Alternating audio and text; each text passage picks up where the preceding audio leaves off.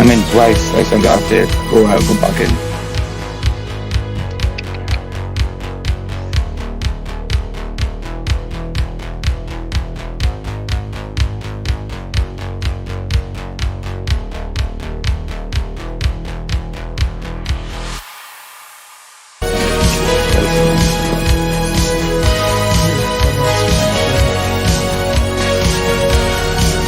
I'm in twice. I think I have to go out, go back in. Someone's back feeling hectic, mate. Okay, it's not. I don't know what's going on. Don't know why it's playing the sound back, guys. Really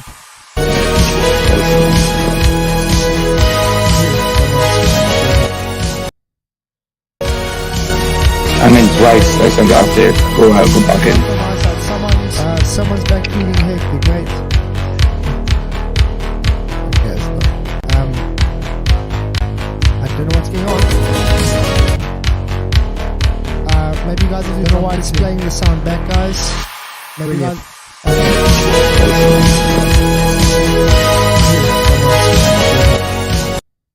Oh, there we go. I'm in twice. I think I have to go out, go back in. Someone's back feeling hectic, mate. Sorry, guys. I'm getting sound through someone. I can't figure out what's going on. I don't know what's going on. Testing, 1, 2, 3. Maybe you guys don't know why it's playing the sound back, guys. Oh, there we go. Okay, it's back. Hi, everybody. That was hectic. I don't know what the hell is going. There was just going on. Hello. Hello, that's better. I was like Testing. testing. Yeah. Hello. Sorry, You guys. I'm back. I had to Wow. jump out. Yeah, I was like, I couldn't Something's figure out happened to Flatzoid. I'm not sure what. Hold on. Yeah. Oh, sorry, I am here, guys. Oh, I just there was you are. muted. There you are. I was just saying, okay. I don't know what happened. It kept on repeating itself. I Oh, even okay. tried to make you guys softer and louder and mute you, and it still came through.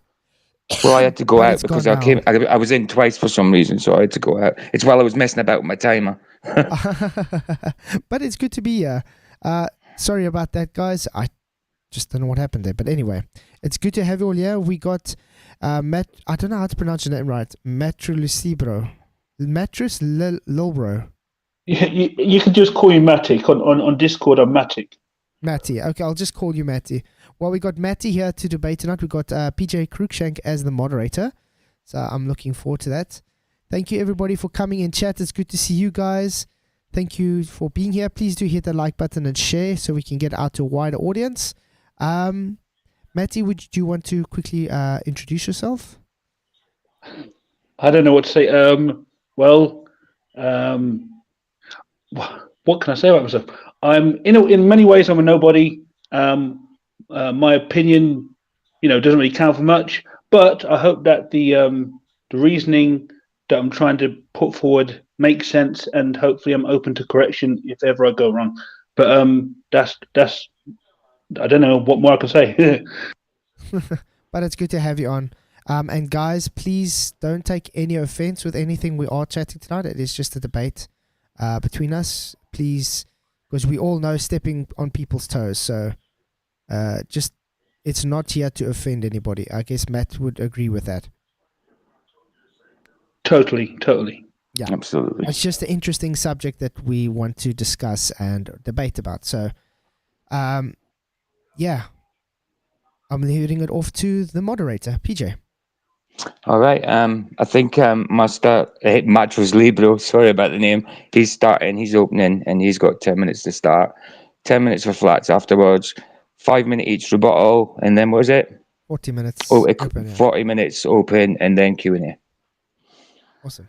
Okay, so over to you, matruslilbro, and your time starts now, dude. Thank you very much. I'm going to share my screen, and hopefully that's working. And flip over to this. Hopefully it works. Yeah, it's showing. Here we go. Yeah, it's showing. Fantastic. All right. So thank you everyone for coming, and thank you very much, Flatzoid, for this opportunity. So The debate today is about, was Mo, that's Mohammed, the so-called prophet of Islam, was Mohammed a paedophile, and was his consummation with his 9-year-old wife an immoral act? Now let's just set the stage here, or give a scenario at least. So imagine that you're in England. It's 1765. England in the year 1765. A man called Bradford. He's 23 years old. He thinks to himself, yeah, it's time for me to get a wife. And he finds one.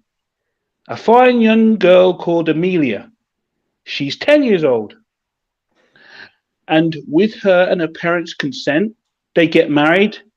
They consummate the marriage shortly after. And she's his lifelong partner, faithful to her, no one else involved. She bears him 3 sons. He dies at the ripe old age of 39. And then he's dead. Now, was he a pedophile? That's a question. So, right, to continue. When the common Westerner is told that a grown man had sex with a 9 or 10-year-old girl, there is an almost instinctual reaction of disgust. How repulsive of that man, preying on that young girl. What a child molester. What a pedo. That's a nonce, no argument. As somebody told me recently, an 8-year-old is an 8-year-old, no matter the time, no matter the place. And there in that intro, you have the basis for the questions, the reasoning and evidence I hope to present you with today. So here we have Mohammed, who I'll call Mo, accused of being a pedophile or paedophile and doing something immoral or evil by having sex with his wife, Aisha, at the age of 9 or 10 years old. And it's important to say that this act occurred in the 7th or 8th century, not today. Now, this is a topic at hand, and don't be distracted into thinking it's any other. And it'll be easy to be distracted because this is an issue that can stir up emotions, I believe we've been culturally taught to foster. So I'm going to tell you what we are not discussing to avoid distraction. We are not discussing whether Islam is true or false. We're not debating over whether grown men today should be having sex with 9 or 10-year-olds because the act didn't happen anywhere close to today. I'm not here to tell you that what Mo did in having sex with his young wife was something great that should be copied today in every time and in every place. We'll be discussing what a pedophile is and whether that label can be justly applied to Mo. I'll also be challenging my opponent and possibly you, the audience, to prove that the moral ground you stand on in order to accuse Mo of doing evil is not just some subjective or cultural thing, but that it's an objective standard that lasts for all time, for all generations, and for all peoples. Now, why even have this debate? Now, to be clear, I don't approach this debate as a Muslim. To be very clear, I am not a Muslim at all. I call Mohammed Mo and leave out any accolade after his name, like peace be upon him, to prove that point. To me, he is a false prophet, and I see Islam as a false religion. So I don't seek to praise Mo as if what he did needed defending. But a wise man taught that the beginning of wisdom is to call things by their proper name. Again, the beginning of wisdom is to call things by their proper name. The only way to have fruitful discussion on topics is to treat things as they are. Misrepresenting even your opponent through false accusations does not bring peace or a meeting of the minds, but defensiveness and hostility. If you wish to attack any worldview, be it Islam, Christianity, Bible, Torah, theism, atheism, globe earth, or flat earth, it's only by attacking the real problems in logic and morals that we can be led to truth. I hate false accusations, and it's my position that this accusation that Mo, is a pedophile and that he did wrong by having sex with his young wife, I think that's a false accusation that should be dropped in order to get to the real issues. Now, with my remaining time, I'm going to try and lay down some framework. Firstly, it should be known that it is my opponent that has the burden of proof. He is among those claiming that Mo is a paedophile and that Mo did something objectively wrong. In a court case, first there must be a law on the books for a person to be accused of wrongdoing. Then the accused is deemed as innocent until proven guilty. And in real life, it's foolish to throw out accusations without proof.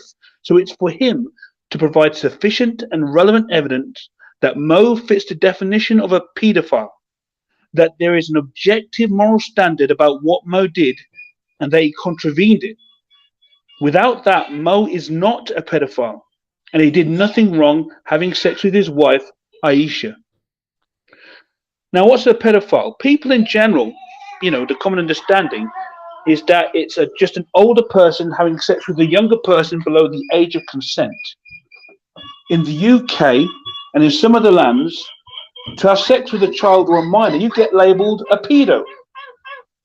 But is that what a paedophile is? Just having sex with a child? And what is that cut-off line between child and adult? Who decides that? That's the question.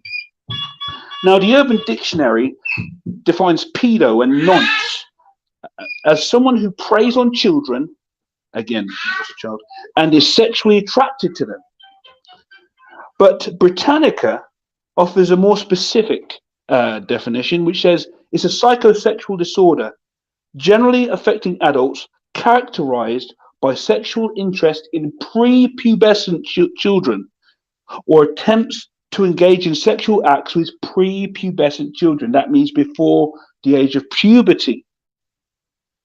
This speaks of a pattern of behavior that my opponent must provide evidence of Mo's sexual attraction to children, and that his relationship to Aisha was about fulfilling a sexual craving, and that Aisha had not yet reached the age of puberty.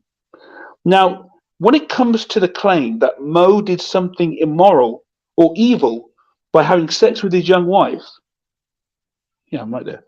I'll get straight to the point. As a Bible-believing Christian, my opponent has no objective moral standard with which to accuse Mo. 2 minutes left. Thank you very much. He will not be able to provide an objective moral standard from his God or his holy book that explicitly and clearly specifies a minimum age of consent or a minimum age for marriage or sex. He will not be able to give an applicable standard from his Bible about harm. And in case I'm wrong, and he provides a standard about harm relevant to this case, he will not be able to provide strong and conclusive evidence that Aisha was harmed. And without that objective moral standard and evidence that Mo broke some objective universal law, Mo must be seen as innocent on all these charges and accusations. My opponent must admit that he's only using his personal tastes and his own cultural indoctrination incorrectly, as if his tastes and culture become the words of God himself. And that's where I end, my opening statement. Thank you very much. You got 50 seconds if you want to say anything else. Okay. The sky is normally blue, and at night time it's dark. All right, cool. Okay, that's great. Cool. Let me stop Perfect. sharing. Nice one, dude. Yeah, thank you very much, mate. That was very good. For your first time debating, I think it's very structured well. Thank you very much. Okay, so I'm going to share my screen. I think I'll have to do the entire screen. Tell me when you're ready to go for it. Okay. You guys can see my screen, correct? Yeah. Okay. Slideshow. Okay. Go. Was Muhammad, the Prophet of Islam, a pedophile? Was his consummation with Aisha at the alleged age of 9 an immoral act? I want you guys to look at the statement and think very clearly. What does it mean to be a pedophile? That age of 9 should stick out very, very like a sore thumb to someone when you think of the word pedophile. And when you think of a man that was alleged to be 53 years old at the time. So, what is a pedophile? According to dictionary.com, an adult who is sexually attracted to young children. So we can already tick that off. Mohammed was sexually attracted to Aisha, and she is a young child. She was 9 years old when they consummated the marriage. They married at 6 years old. So that is, by definition, a pedophile. Next one. Pedophile, noun, by Wiktionary.org. Psychosexual, a person aged 16 years older or who is mostly only sexually attracted towards prepubescent children. Now, we all know that she was younger than 16 and he was over 50, so he was 53 years old. So therefore, by definition, Mo was a pedo. Pedophilia, by Merriam-Webster.com. Sexual perversion in which children are the preferred sexual object. Specifically, a psychiatric disorder in which an adult has sexual fantasies about or engages in sexual acts with a prepubescent child. Now remember, she was 9 years old, got married at 6, and she was 9 when they consummated this. Prepubescent, keep in note. Now we go to Wiki Islam. What age was Muhammad when he consummated with Aisha? Well, that's very simple. As it said, it was 53 because when Aisha aged 9 or 10, according to the Sahih, due to concerns about child marriage, his topic was heavily interested in apologetic literature and public discourse. Marriage at young age was not unheard of, obviously in Arabia, as Matt had said. But Aisha's marriage to Muhammad may have had political connotation, as her father, Abu Bakr, was an influential man in the community. Remember, Abu Bakr was his closest companion. Abu Bakr and his part of us have sought to further the bond to kingship between Muhammad and himself by joining their families together in marriage via Aisha. Do you think Muhammad could have waited before he had to get married to her at 6 years old? Just because the mother and father had structured the marriage and given the rights to Muhammad to marry her does not make it morally acceptable. Remember, this whole debate is about, is it morally correct? Okay, then Sunnah.com. This is sorry, Bukhari 5134. Okay, book 67, hadith 7. At the Prophet married her own when she was 6 years old, and he consummated his marriage when she was 9 years old. Hisham said, I have been informed that Aisha remained with the Prophet for 9 years till his death. I just put these scriptures up based on the Islamic script text so people can see this is taken from the Quran and the Hadiths. Okay. So, what age was Muhammad when he consummated with Aisha? As we said, Muhammad, he died at 682, born 570, so he died at age 62. So if you put the maths together, they were married for about 14 years. That would be almost double that what she was when he consummated the marriage with her. So when Muhammad died, Aisha left childless widow of about 18. So she was 18 when Muhammad died, and he was married to her when she was 6 and consummated, in other words, had sexual relations with her at 9 years old. So yes, again, I would say that that is based on just definition alone. He would be a pedophile. And is it morally correct? We'll get to why I say now it's not. So, is pedophilia moral? The moral structure of pedophilia is simply this. The welfare of children is subordinate to the sexual gratification of adults. What do we read here? The children are underneath the sexual gratification of the adult. So they don't actually have a right in the say. The adult is the be-all and end-all because of his sexual desires. So is that morally acceptable? No. What really is wrong with pedophilia? Argument that pedophilia is psychologically harmful to children. Yes, read that. Psychologically harmful to children, and the law and the moral rules do not blind the oppressive. Now, yes, children do suffer psychological problems and physical problems because of young child marriage and early sex attributes, especially with pubescency. We can obviously probably going to get into the debate, and we're going to see that you don't really get children that are that have reached puberty at 9 years old. Even at today's standards, with all the hormones placed in the food, they don't really reach puberty at 9 years old.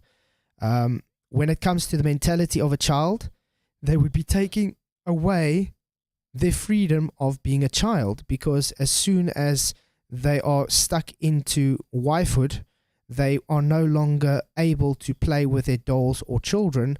They have to go and please their husbands. So it's immoral to take a 9-year-old child who hasn't even decided what they want for breakfast yet as a sexual partner or a lifetime marital partner.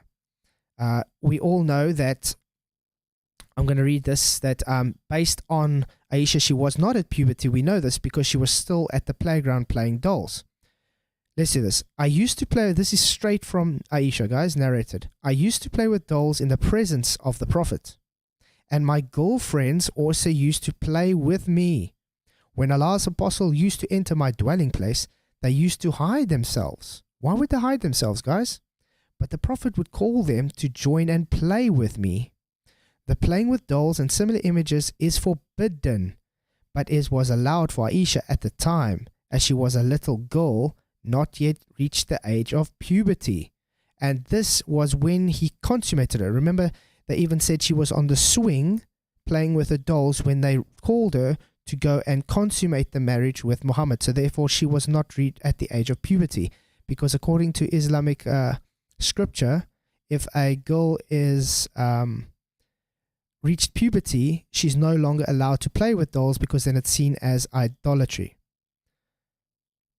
Okay, Narisha Ursa, the Prophet wrote the marriage contract with Aisha while she was 6 years old, and consummated his marriage with her while she was 9 years old, and she remained with him another 9 years. So we've all seen that already. That is what I basically got there. But then I want to touch on, to ask, what are, 2 minutes.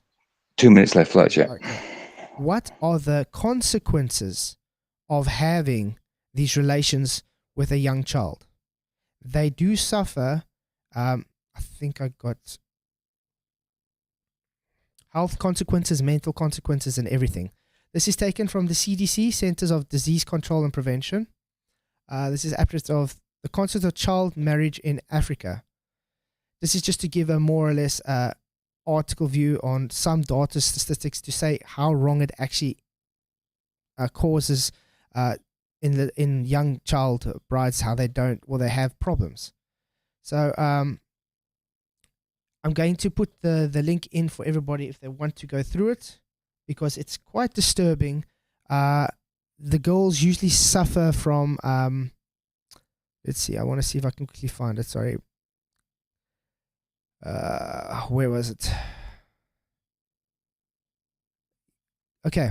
Girls who marry young tend to form poor families and have low levels of education. If they marry men outside their village, they must move away, coping with the unfamiliar inside and outside home of creators, an intensely lonely and isolated life.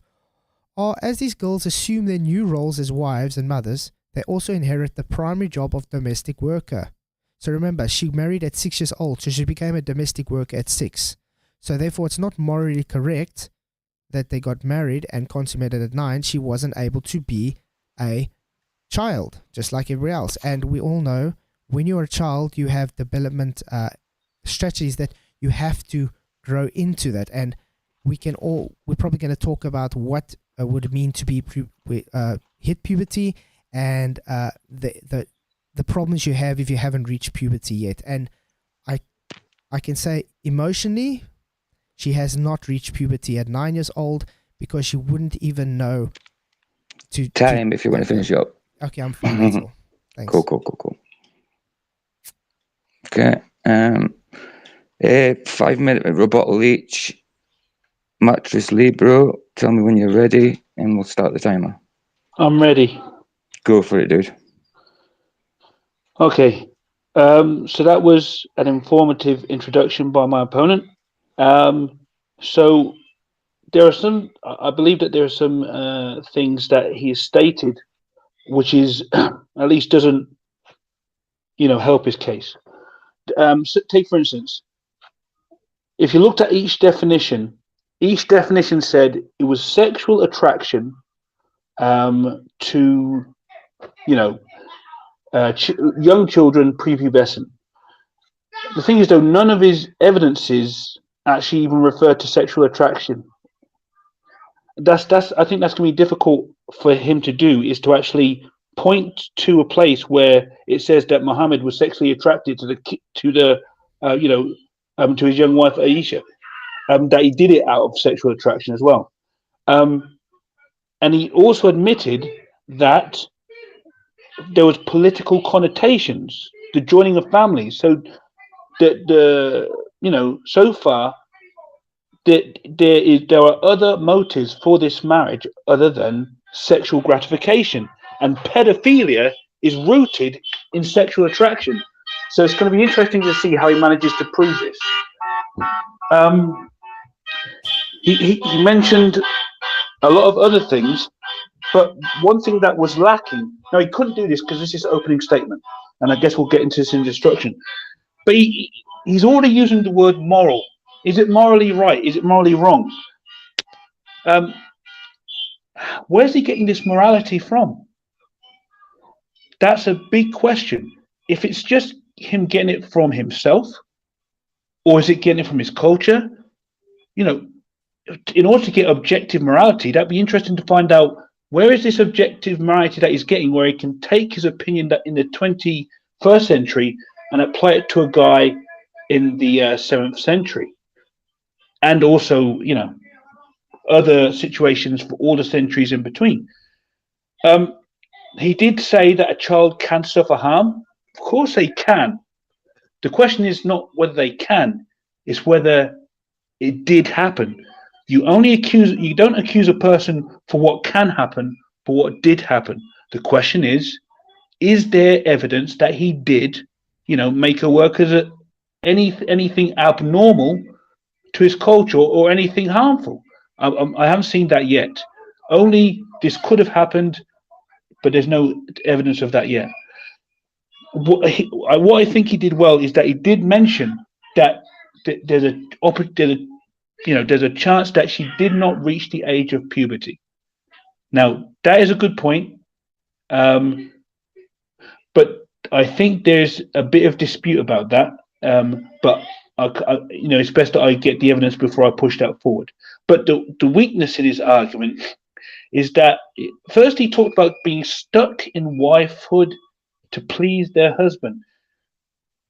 It's bringing in connotations, of basically making a wife a slave, and then that's the modern conception of a slave as well. But the question is, was this the treatment that Aisha received, or is this just us imposing our ideas onto something we know nothing about? As far as I know, the marriage between Aisha and Mo is a black box. We can read books, but how can we tell about the day to day? We're only focused on, is he a paedophile, and how much time do I have left? 1 minute. Thank you very much. I was just about to say it. Okay, thank you. So was he a paedophile, and did he do something immoral? And immoral must mean something objective. So again, another thing he did is that he equated playing with dolls with puberty. That's a strange claim. Why would the playing of dolls necessarily be linked to the physical changes in the body? During this discussion, I hope we can delve into that and see that even nowadays, playing games. We'll talk about that. But at least so far, I don't believe he's proven his case about sexual attraction. That's necessary for and he hasn't shown pattern. That means it can't just be one kid. It's got to be more than one. and I don't believe he's proven Time. a moral standard. Thank you very Time. much. Cool. Awesome. Right, Flats. Thank you very When much. you're ready. Okay. Sorry. When you're ready, let me know. Shot. I'm ready. Go for it. Thank you, Matt, for your opening and your rebuttal. I'm gonna actually rebut your rebuttal with the opening, because the opening you gave is actually also coinciding with your rebuttal at the moment. It's actually very simple. Yes, you're not proven guilty until you're innocent until proven guilty, just like you said. But we're not in a court though. We specifically, is Mo a pedophile? He fits all the definitions of pedophilia. He's a 53-year-old man that had sexual relations with a 9-year-old girl. He was old enough to be her grandfather. And yes, he had to be sexually attracted to her to actually consummate a marriage with her. Since when would someone, put it bluntly, get a hard-on for someone you're not sexually attracted to? Okay, that's just putting it lightly. The reason I also say she hasn't hit puberty yet was because she was playing dolls. And if you know anything about the Islamic faith, girls are not allowed to play with dolls once they have reached puberty. The fact that she was playing on a swing with her dolls when they called her to go and consummate the marriage with Mohammed, that is to say she has not reached puberty yet. Now, there's different stages of puberty we also have to understand. There's emotional stages and there's mental stages, physical stages too. When they do hit puberty, they don't automatically have grant of passage for widened hips, and they're not physically and mature enough to go into motherhood and so forth. We get grown women today that are still have mental issues and disorders based on being pregnant and sexual relations and stuff. The prepubescency is actually just a side cast of the girl was very young, and it's immoral to put your well-being before the child. Now, we can do it this way. Yes, it was immoral to marry a 6-year-old child and consummate the marriage at 9-year-old for political reasons. That's immoral because it's his right over the child. He took the child's right away. And then the other one, what you were saying is, excuse me, how will I show that he was attracted to young girls? Like I said, he consummated his marriage with her at 9. That means he was attracted to her. He would have waited until she was older if he didn't do so. I give up the rest of my time.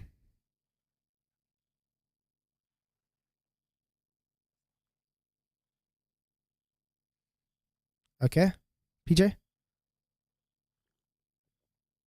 Sorry, I was talking. Yeah, I was on mute. Yeah, you had 2 minutes left, by the way. No, I just ended. So all right, I problem. think I answered everything that he needed answered, though. Sorry, I was talking. I was on mute. Right. So 40 minutes. Sorry, I got one more thing to say. Actually, go for it. Sorry about that. And based on the Islamic faith, women do not have rights. The women, when they are married off to a man, all their rights are taken away, and their main goal in life is to please their husbands. The men are even allowed to beat them into submission if they do not listen, and the men are allowed by Islamic faith to have what they call second mystery wives that they don't even need to tell their wives they have. So yeah, I'll finish off with that. Excellent. Excuse me. So 40 minutes open dialogue. Matruslilbro, if you want to take it off now. Okay, I'll start this by shouting over Flatzoid. No, I'm just playing. All right, so a few questions I have.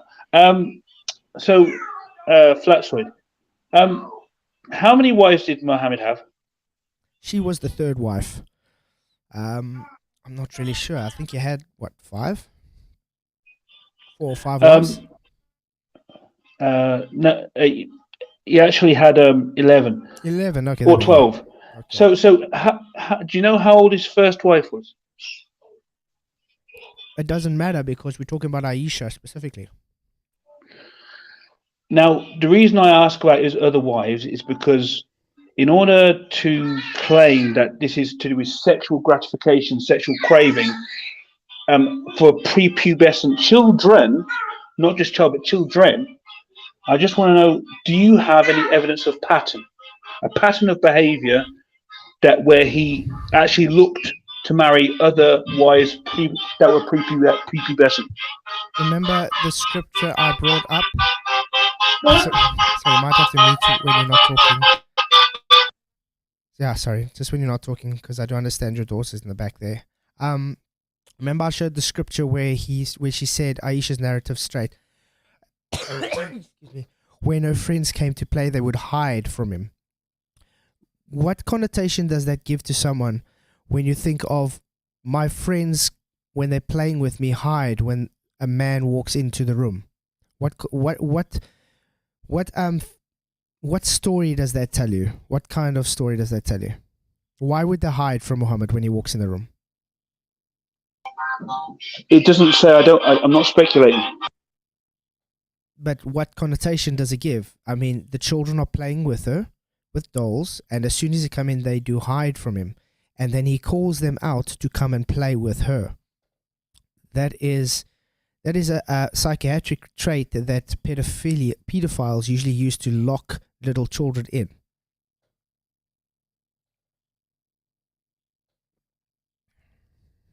So do you have actual evidence that he was sexually attracted to the friends? He said to come and play with Aisha. Pedophilia is all about sexual pleasures. And as we all know, if you read the Quran and the Hadiths, Muhammad was very sexually active. At one stage, he saw a woman down on the street. He got so aroused that he rushed home straight away to his wife to have sex with her because he didn't want to cheat on her with that woman. That's how bad it is. He's a very perverted kind of guy, according to what the Hadith say and the Quran. So why would his traits of being very sexually active and having multiple wives and marrying and consummating a 9-year-old girl that definitely wasn't hitting puberty yet because she was playing with dolls, so that means she hasn't reached puberty yet, is not sexually attracted to her? If you're going to call someone to come and consummate with them, to have sex with them, and they are playing with dolls, that means you are attracted to them, not worrying about what the moral standings are, if they're going to be alright or not. Now, you formed a nice story, but and I believe it lacks evidence. But let me just, as I say, the reason why I brought up his other wives is because, again, this is about establishing a pattern that he was sexually attracted to children, that he had a sexual perversion for children. Now, he was married a long time to his first wife. Did he have any other sexual partners while he was with his first wife?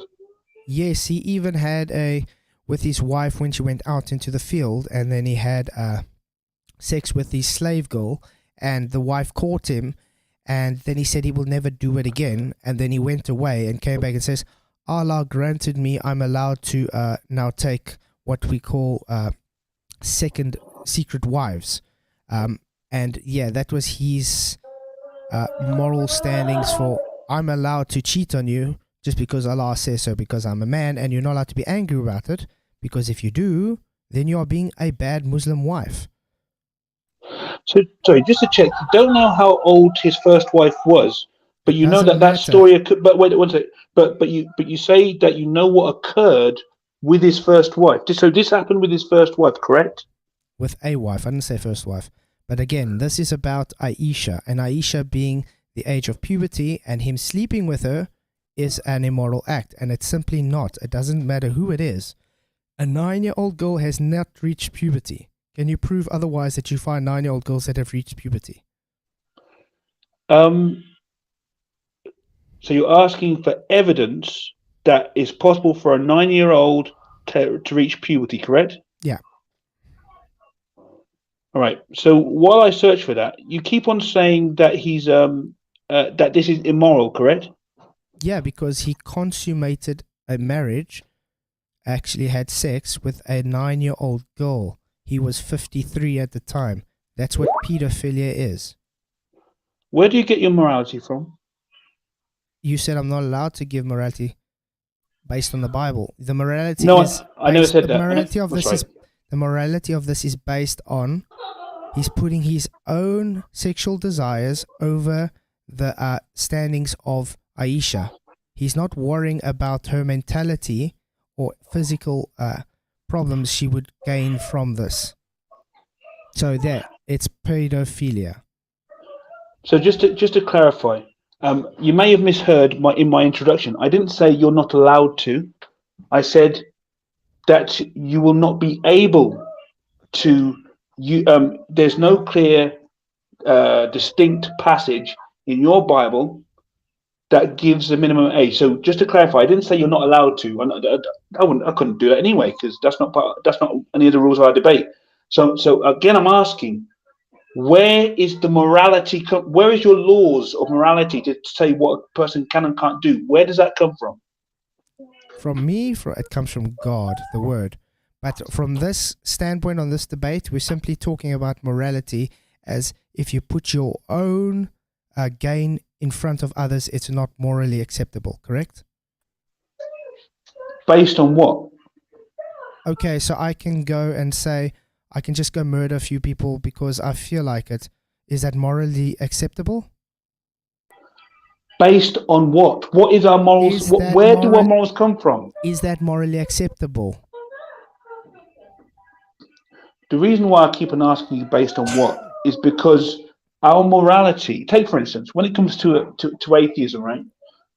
One of the issues with atheism is that they have no grounding for their morality because they Agreed. think the university just made itself everything's materialistic. There's no materialistic basis for what is right and what is wrong.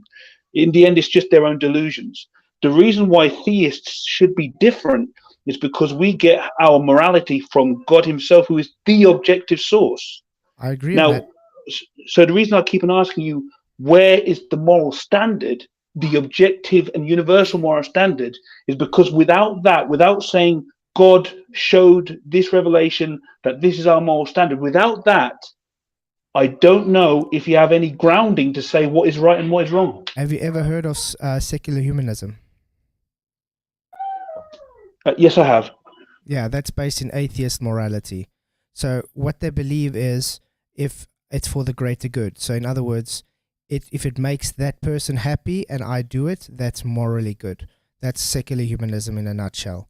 Now, like I'm saying, if I have to do something and it's putting someone else under what I think pleases me, that is immoral. You would agree? On what basis would I agree with you? So it's morally acceptable to just go and hit some old woman down the street with a broom or a stick or something just because you feel like it. Is that morally okay for you? This is not about my or your opinion about what is right and wrong, what is morally acceptable. You just asked about the morality from me. You asked what's my morality standard. Now I'm asking you what's your morality standard. So it has got to do with you. Is it morally right for you to go and, let's say, hit the old woman down on the street just because you feel like it? Now, the reason why this is kind of like a red herring is because the issue, even though we're using the same word moral, the issue isn't moral principles.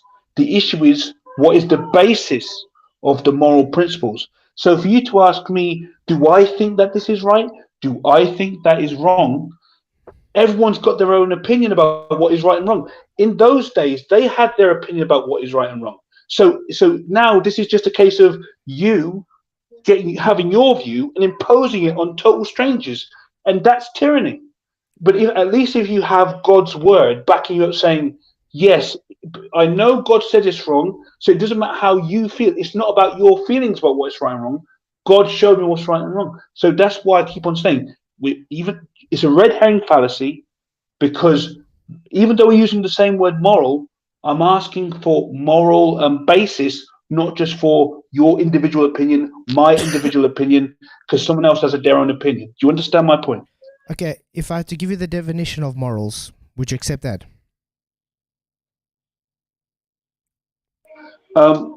The, from what I understand, the definition of morality is a standard of right and wrong.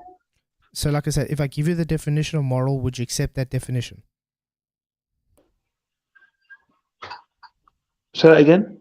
If I give you the definition of morality, would you accept the definition? The definition, like the definition of the word? Of moral, yes.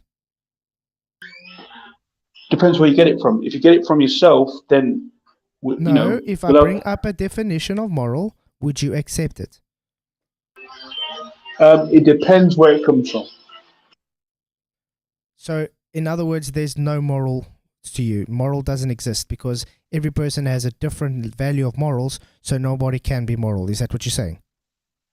No, it's not. What I'm saying is that when it comes to the definition of words, take for instance, you just brought up. Do you know how we both brought up the definition of paedophile, and we use similar sources?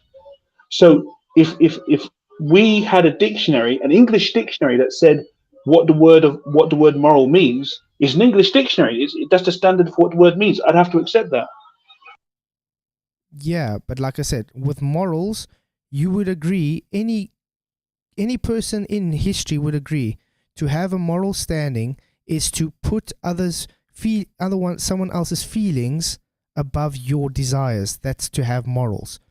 That's a good moral standing, because you care for the person next to you. You care what happens to them. That would be morally correct. Do you not agree? Again, this is not about my agreement or disagreement. It's about whether the moral standard that we're talking about is just our opinion, or whether it comes from God or an objective source. Again, there is a special definition for what moral means. You cannot decide to take what morality means because you have an opinion about it. That is just taking the definition away. What moral simply means, doesn't matter where you get your moralities from, you're putting other people's interests ahead of your own. That is what morality is. You care about the person next to you. That's what morality is. It doesn't give a damn what your opinions are about where you get your morals or what it is to you. Morals are simply you care about the person that you're interacting with.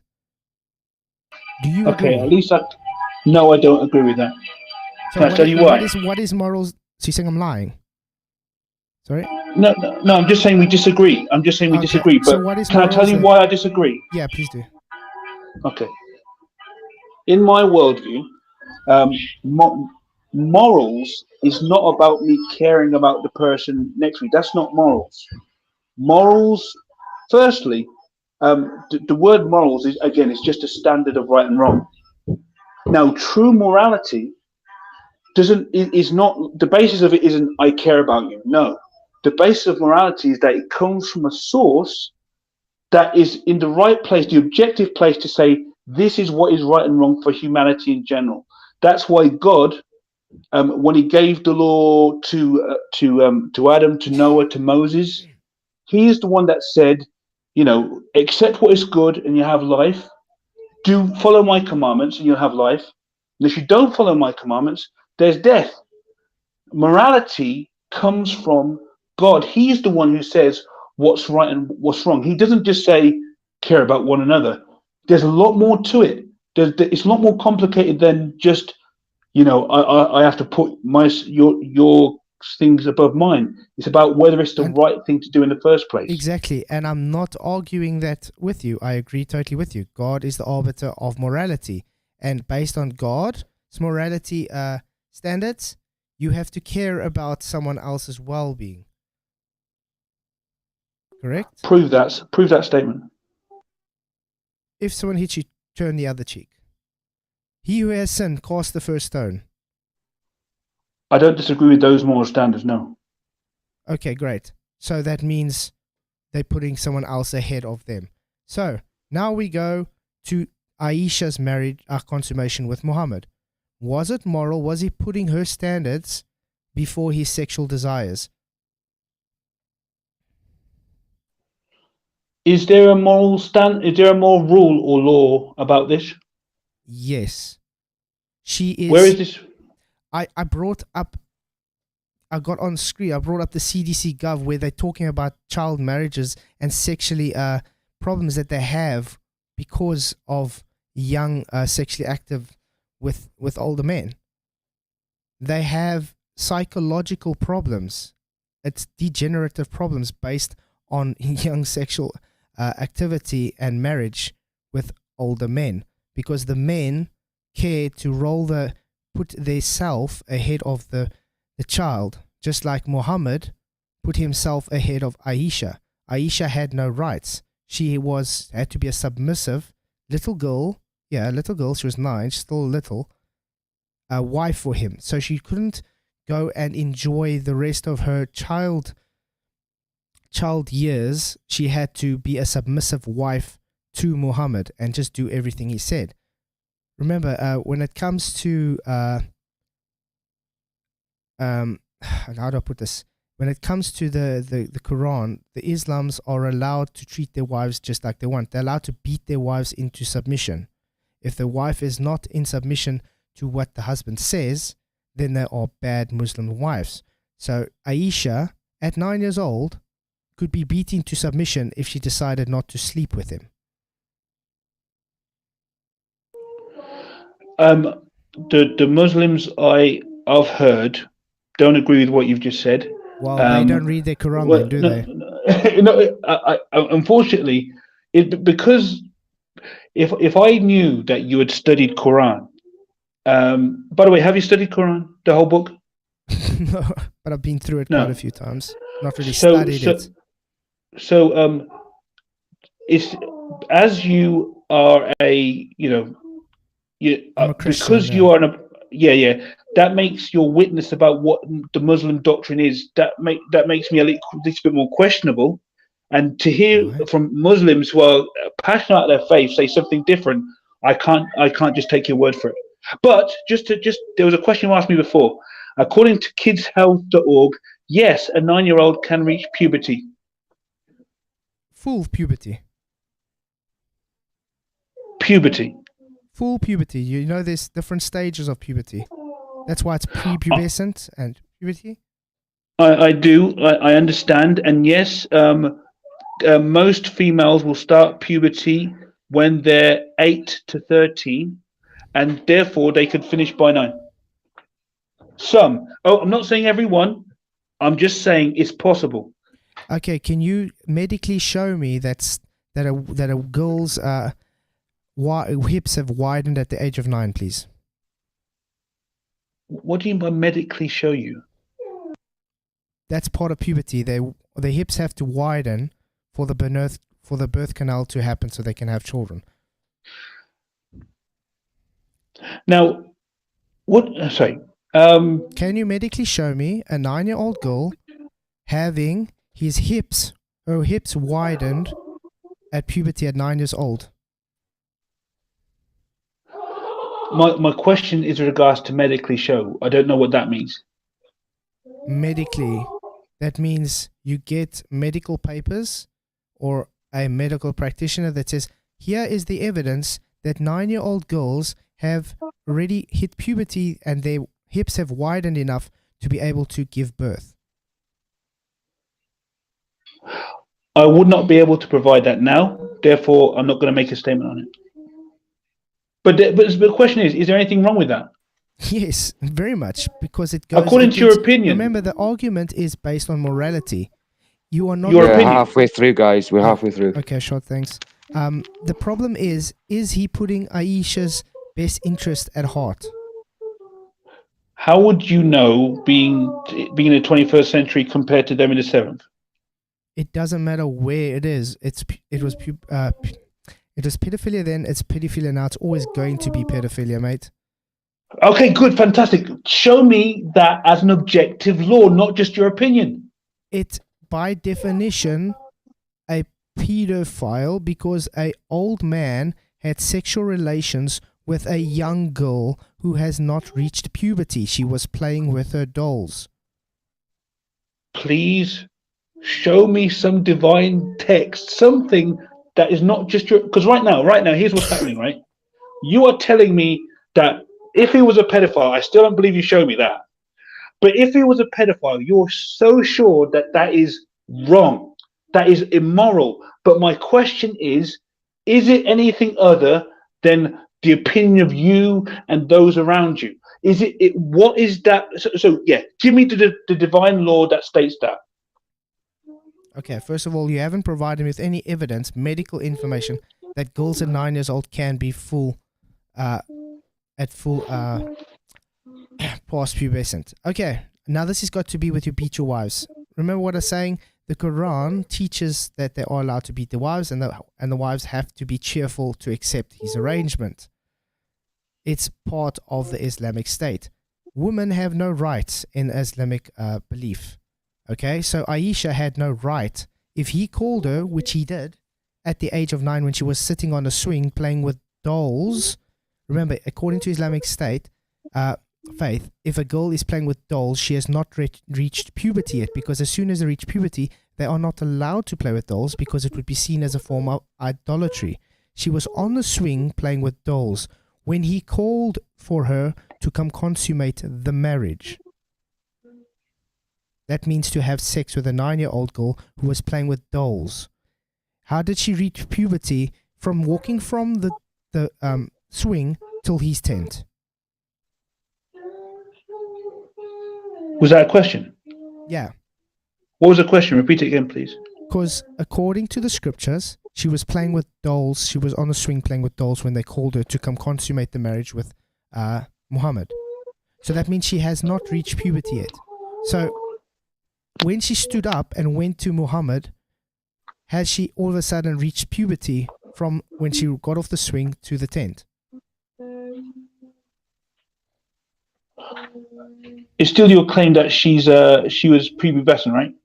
Yeah, because she played with dolls. According to Islamic faith, the girls are not allowed to play with dolls after they've reached puberty because they see it as idolatry. Show me that. Did you just show me the ruling here? Where is that? Where is that proof of that? I can look at quickly. Thank you.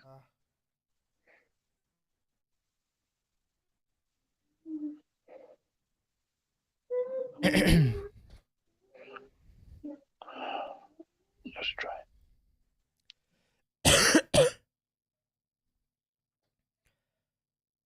Since we are not allowed to make images of humans and animals, should children be allowed to play with toys in the shape of humans or animals? Praise be to Allah. Sekalben, I can't pronounce, I'm not Arabic. With regard to those in which shape is incomplete, in which there is only part of the limbs or head, but the shape is not clear, there is no doubt that they are permissible, that these are permissible, and these are like the dolls which Aisha used to play. Narrated by Bukhari, 6130, Muslims 240. But if the shape is complete, and it has, as you're looking at a person, especially if it cannot move or speak, then I am not entirely at ease with the idea of them being permissible, because this is complete imitation of the creation of Allah. So it's idolatry for any children, person that's reached puberty to play with dolls. They're not allowed to, according to Islam. It's seen as idolatry. Sorry, it's not clear to me which sentence of that proved your case. According to Islam faith, if girls play with dolls, they have not reached puberty. Because if they do play with dolls and they have reached puberty, then they are idolaters and they will get the death penalty.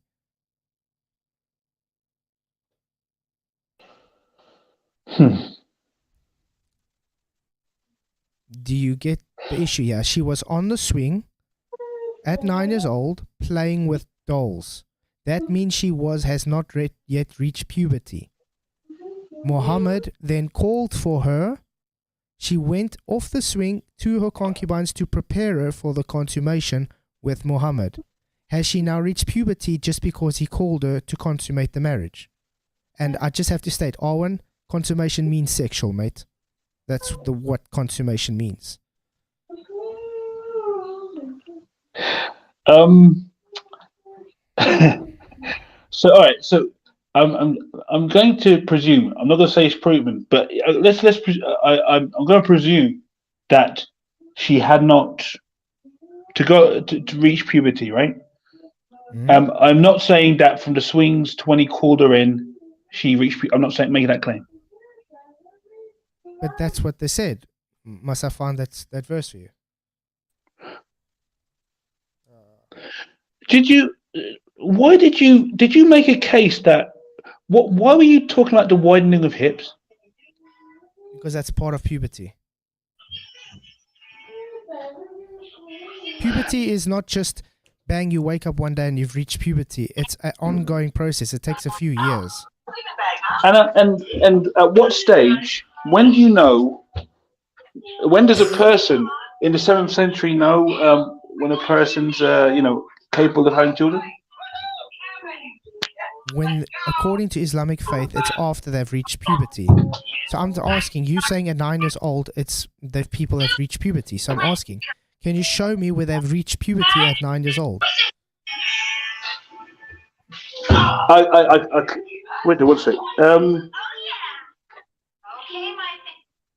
I'm going to try and find out now as we speak. Okay. Cool. Well, while you're doing that, just to say, I got on screen here from the Sunan Dabi Dawood. The messenger of Allah married me when I was 7 or 6. When we came to Medina, some woman came, according to the Barish's version. Woman came when I was swinging.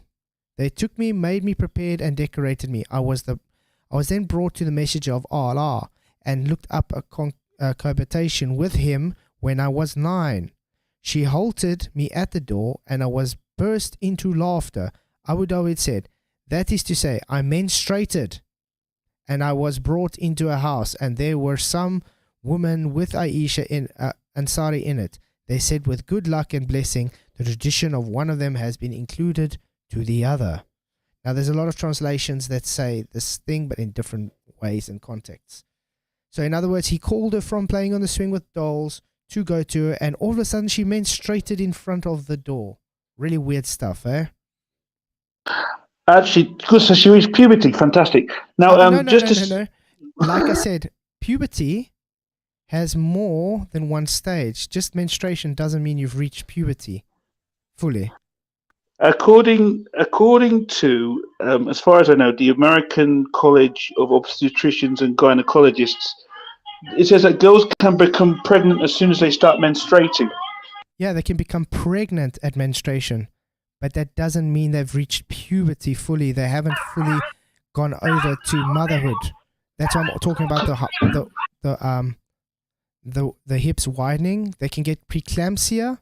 There's a huge problem with young child marriages because of younger women usually die, have a higher rate of death in births because they have not reached proper maturity yet. I've heard of this and also counters to it, but at least now I know that this thing of fully gone through puberty, it's sounding more arbitrary. That you are saying that puberty starts and finishes when you say. But anyway, at least you've given evidence that she started menstruating. According to some sources, as soon as a girl starts menstruating, she can have children. My question still to you is this: so that means she wasn't prepubescent. Puberty had come. She had started menstruating. But the question to me still is: how is this anything other than your opinion of what is right and wrong? Where is God's law on this? What does God say about this? Why are you bringing God to this? We're talking about Aisha's morals, Mohammed's morals on sleeping with a 9-year-old prepubescent girl. And where does God say that's wrong? Again, that's not what the discussion is. The discussion is it moral that Mohammed at 53 years old had sex with a 9-year-old prepubescent girl? In order for you to claim that somebody has done something immoral, you have to give a law or principle, an objective and universal. I did, but you don't accept that as morality based on your objective opinion, on your subjective opinions.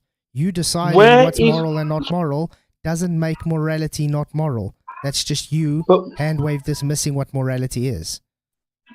where is the objective? I'm only take for instance. I'll give you an example. Now, I can say, based on divine revelation, that murder, premeditated murder, is wrong for everyone everywhere, based on a law that God gave in Genesis chapter 9. I can say that it doesn't matter. It doesn't matter what time or what place or what land. Premeditated murder is wrong according to what God said in Genesis 9. Why? And what God and the law that God gave to Moses. It's Why? God's standard that makes something right and wrong, not what you and I feel. Okay, then why is it wrong? Let's play because now. He said let's so. Let's play now that I'm atheist. Why is it wrong? Because He said so. Who said so? God. Your God. You're not an atheist. You don't. No. We're playing now that I'm an atheist. Because okay, let's play that you're an atheist. Go. Morals are for everyone. Even atheists claim to have morals. So now I'm using secular humanism as morals for my play atheist. Why does your God have any say on what I believe morals to be? Right, hold on. 8 minutes left. I was going to say, but you can go over 2 minutes if you want, since you forfeited 2 minutes, Flats. Yeah, all right. Now, I'm thankful that you and an atheist has asked me what is right and wrong, because now that you're an atheist, now I can say that there's nothing at all wrong with Mohammed going with Aisha. Because now you're an atheist, now you've taken on secular humanism that says, every culture has their different ideas and they're all valid. Fantastic. That means throughout history, the time in Delaware when the age of marriage was 7 years old, when in England in 1765, based on the book from William Blackstone, that a girl can get married at the age of 7. When Richard II married a girl at 6 and consummated with her at 12. Now I can say, based on the fact that you're an atheist, all of those acts that have been going on throughout history, that they're all okay because you have your idea of your own culture, they have their idea of their culture, and there's nothing right about it all. Remember, I asked you, do you understand what secular humanism is? Oh, yes, I know what secular humanism is. So, based on secular humanism, you put someone else's well-being in front of you. So, you care about what others' well-being is. You would understand that. The issue with secular humanism that defeats itself is that a secular humanist can say whatever they want about what they think their morality is. And they'll say, hey, I can put my, my morality. Let me finish. My morality as a secular humanist is such and such. And I can turn around to that secular humanist and say, thank you very much. That's your own opinion. Other people have their own opinions. That's all you got. Yeah, and just as a playing atheist, I can say exactly about your God. Your God gives you the rules. It's just a fairy tale book according to an atheist, so therefore it doesn't matter. It's just your fantasy belief. You see what I'm saying? There's no right or wrong based on morality. That's why you have to define what morality is. Now, if we can get to where we can define morality, then we can understand, is it moral or not? I'm saying, based on every definition there is for morality, on whether you believe in God or whether you don't believe in God or anything, the major factor of what morality is, you're putting other people's interests at heart. Now, again, this is just your own idea about. It's not my idea. Let me finish. Let me finish. No. I'll let you talk. Define what it is. I'll step back. Let you talk. Yeah, sorry. Just define what morality is. That's all I'm asking. Because we can't get anywhere if you're not defining what morality is. You're pussyfooting around what morality is. So we can't get anything without you defining morality. Now, the issue here is that we're not talking about the definition of morality. We're talking about the rules of morality. That's two different things. You have the to definition of morality. Okay. So what do you say? You have to define morality to have rules of morality. Without definition of morality, you can't have rules of morality. You're making see. You've made my point, which is fantastic. See, who makes the rules of morality? Now, what you've done so far is you've put God aside. You said, "Hey, God, you're not the one that tells us what's right and wrong. We are the ones that say what's right and wrong. And right now, we are the ones that have defined morality. You know, you and the group that whoever agrees with you, even though there's people that disagree with you, you have defined what morality is. To say, okay, we define it as this, we define it as that. Well, you know, God's word, we can, you know, think about that some other time. But if you just have that, if you just have your opinion, that means there's no objective and universal law that says morality that Mohammed did something wrong. It's Okay. just your opinion. And in those days, they defined morality and they said it was okay. So it's all good. Okay, can I just say then, can we take away your rule that I'm not allowed to use God then? Because obviously me and you both get our moralities from God. Yeah, that's what I'm saying. Because people into like pure medicines try to say in the chat, Flatzoid, we get a. You know what I mean? We get. I'm just trying to say, look, Flats knows this, but we're not. Part of the rules was you weren't allowed to use God. I'm not an atheist, guys. His opening was, I'm not allowed to use God of the Bible for my morality standings. So that's what I'm doing. I'm showing I'm not allowed to use it because I'm keeping to Matt's rules that he laid out for me in his opening. Everybody knows I'm a Christian. I need to make a correction. here. I've said this twice now. As I say, I'm going to have to quote exactly what I said in my beginning because you're making it out that I said something that I did not. So I'm going to say exactly what I said to prove that I never said you're not allowed to do this. So what I said was this. Here it is. When it comes to the claim that Muhammad did something immoral or evil to have sex with his young wife, I'll get to the point. As a Bible-believing Christian, my opponent has no objective moral standard with which to accuse Mo. He will not be able, not allowed. I'm reading this. He will not be able to provide an objective moral standard from his God or his holy book that explicitly and clearly specifies a minimum age of consent or a minimum age for marriage and sex. So just to make it very clear, that's what I said. I never said, it may have been a misunderstanding. I never said you are not allowed. And plus, I can't make the rules for this debate. It was a misunderstanding then. Just for me to finish. Just for me to finish. All right, go. Flatzoid. It was just a misunderstanding, as PJ said. But I never said. Another thing. If we were going to set rules for this debate, what we can and can't do, you and I would have agreed on it before the debate. So we kind of. So just say now. You are able, you're allowed to use God and whatever. I never said you're not allowed to. I just want to clarify that. Yeah, so I misunderstood. But then I'm going to say, put it back in your face. Then why are you using God's morality standards then, and I'm not allowed to? I'm going to stick on another 2 minutes for the misunderstanding. Can we maybe go another 10 minutes, Matt? Are you fine? Go for it. If you guys are okay with it, go for it. Okay. Well, Flatzoid. Flatzoid. Look me in the face right now. Look in my eyes. Well, you can't, but look in my eyes. Please understand. You can. I never said you can't use God. I was saying that. Here's your book. Okay. Here's your book. Here's your Bible.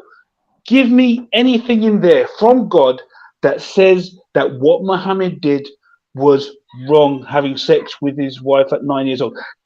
I'll say it now. Do it. Please do it. Okay. Like I said, based on God's moral standards, you place other people's well-being before your own. So therefore, Muhammad having sex with a prepubescent 9-year-old girl, which is dangerous to her mental health and physical health, is not putting her well-being before his sexual desires. So therefore, it is immoral based on God's standards. There we go. Please provide a quote. What do you mean, quote? If this is God's standard, I need to see where God said this. Okay. If you have the first stone, please cast. If you have without sin, please cast the first stone. What do you believe that says? Jesus was showing compassion to the person, even though they sinned and they were deserving of death. That means he was showing moral standings, that he puts the guy's well-being over what the people wanted.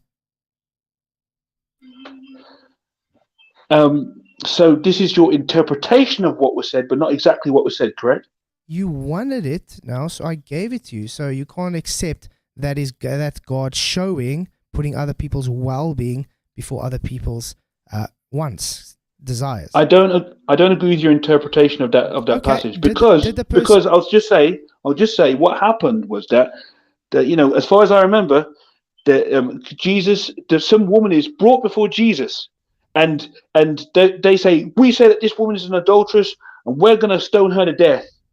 And then Jesus said, after Jesus finishes writing on the ground, and they ask him again, what should he do? He says, then gives this what I see as a totally weird statement: let he who's without sin cast the first stone. Meaning that if you're sinless, then you can execute her. And according to the passage, the men walked away disappointed. Now this passage says nothing clearly or explicitly. One, about the age that a person is supposed to be married. It says nothing about prepubescence. I never It said says that. nothing about and it says nothing. Okay, carry on. Sorry, the thing is, you're trying to push Islamic beliefs on age of consentment to the Bible. We're not debating the Bible here. We're debating, is Muhammad a pedophile, and was his consummation with Aisha at 9 years old morally correct? I'm saying it is not morally correct based on, you said now I can use God as a moral standard, and based on the God as a moral standard, you have to put someone else's needs above your own desires. So therefore, it is not a moral standard. The passage you put forward does not say what you said at all. There's nothing in the wording of that passage that says put someone else's need before your own. Okay. There's nothing in the words. There's no word after it says, let he who is without sin cast the first stone. There's no word in that means put others' needs before yourself. Okay, let me put it this way. Did those people want to stone the woman? Was their desires to stone and kill the woman, Matt? I don't know. Maybe because according to the New Testament, many times they came to Jesus trying to test him with something. Again, on that, were those people trying to stone the woman? Did they want to stone and kill her, Matt? You can bring up the passage and see if it says that. You even said yourself they walked away in sadness and disappointment. Why would they walk away in disappointment if they didn't want to go and stone her? If they didn't want to stone her, they wouldn't be disappointed that he said this. They would be with joy. Yay, I didn't need to stone her. But instead they walked away with disappointment, as you said. As I said, yeah. The question of why they walked away disappointment is a good question. It's a lovely question. Unfortunately, the text doesn't say why, and I'm sure you can come to your own conclusions. But again, they're your own conclusions and not what the text says. Now, the reason why I keep on bringing up your Bible, the reason why I keep on bringing up your God, as because I say, because you see him as the creator of everything, he's the objective source. And the reason why I brought it up is because specifically in my introduction, I said you needed to have a universal and objective standard, a rule from God that says that having sex with a person of any age is wrong. That's what you needed to say that Mohammed there was an objective standard to say that he was wrong. Without that, it's just your opinion from today, and those people in those days had their own opinion as well. Just like the people in 1765 said that a girl could marry at 7 years old. Just like the Jewish law says that a girl can get married after she's 12. Just like Richard II could consummate with his wife at 12 years old. All these people would be called paedophile in your eyes. But in their time, did you know that Aisha, before she was going to get married to Mohammed, she was engaged to somebody else? Okay. So in that culture, it was fine. Okay. So what makes your opinion better than theirs? Okay, I'm going to say again. Remember, you asked me about how do we get God's moral standing based on the Bible. Matthew 6:12. Then Jesus told his disciples, if anyone would come after me, let him deny himself. That means you throw yourself away and take up his cross and follow me. So therefore, they're putting God,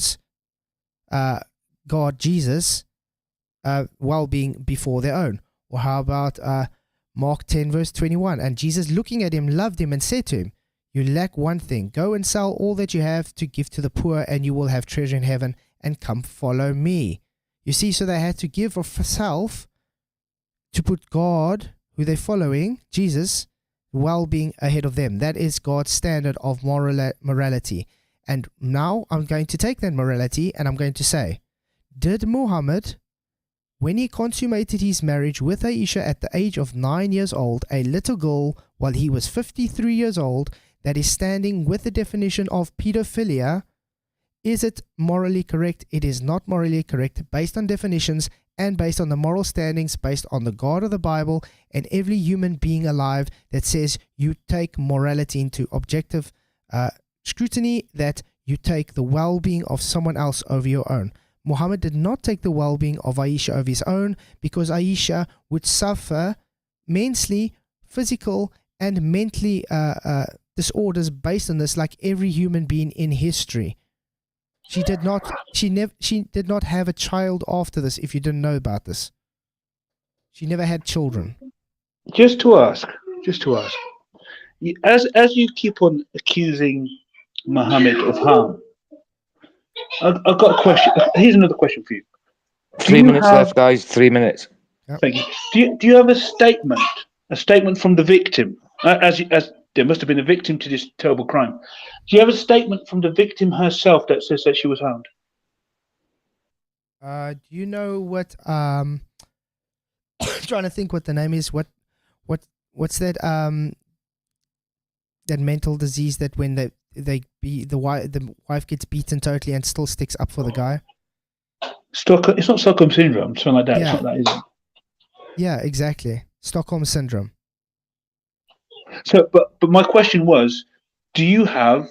She wasn't allowed to. She wasn't allowed to speak against Muhammad. It was a sin punishable by death. You were not allowed to say ill things about the Prophet Muhammad. So if she said something, she would be killed. She's not allowed to say that. And again, based on Islamic scripture, women are allowed to be beaten into submission. That's the Islamic way. So just to ask again, you know what? I'm going to just take that as a no, that you don't have a statement from the victim herself. I just gave you. No, stop. We don't need to. All I'm saying here is that you've given lots of reasons why you believe she wouldn't. But I'm just saying right now, based on what you said, you don't have a statement from the victim, the alleged victim. Do you have any statement from any eyewitnesses? Do you have any statement from any eyewitnesses to say that there was any harm? Okay, look, Metro. If she said something, she would have been killed. So therefore, fearing for her life, she's not allowed to say anything. That is how it works. So why would you expect a statement from someone who's not allowed to give a statement? That is totally it's a stupid, idiotic, logical statement. 1 minute if you want to finish off. I appreciate your conclusion about what stupid and idiotic. I don't mind that. But so since you've admitted that you have no statement from the witness herself, you've given reasons why, according to the story that you've created, and you've also given reasons why there wouldn't be any eyewitnesses to any. So basically, you have no evidence of harm, only your conclusions from the 21st century that you're trying to say, well, she must have been, this must have happened to her. She didn't say it. No one said it, but it must have happened. So basically, again, it's your opinion. You have no evidence that she was harmed. There's actual scripture in the hadith that said Aisha was black and blue from Muhammad beating her. So I suggest you rather go read the scripture. That's PJ, time. If you want to finish off. PJ, I think maybe we should give closing statements and then go to Q&A. Go for it. Matt, you want to give closing statement first or second? I don't mind. You can go first if you want. Okay. You went first. There's no timer on this, is there? Okay, no. It's Okay, no, you can go first. You can go first this time. Sure, thanks. Okay, So on my closing statements, I presented why Muhammad of Islam, the Prophet of Islam, is a pedophile and is immorally incorrect because he took Aisha at 9 years old playing with dolls on a swing, which means she has not yet reached puberty, and magical recourse, when she walked in front of the tent, she then menstruated, so therefore she had he reached puberty. Little do the people know, especially Islam is the most uneducated medical book in history. So I would not trust anything medically associated with Islam, because the things they say, like drinking a dead donkey's rivers with dead donkeys and urine in the water is safe, or they scooping up blood from the Prophet Muhammad after battles and drinking it.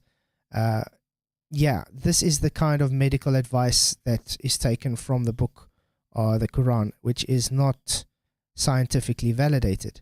So if we take anything that they say and say, well, she menstruated, therefore she hit puberty at 9 years old, that is not anything scientific or logically sound, because she did not reach puberty just because she menstruated. She had to go through puberty to, which would say would have a consequence. Was she mentally ready for the sex, or was she physically ready? That's another story. Based on 9-year-olds we see today, that would not be considered reaching puberty. Even the hips widening usually happens after 11 or 12 years old. So she wouldn't even been able to conceive even if she wanted to. She could have died, or the baby, or both of them together, and she would have had preeclampsia, for all we know.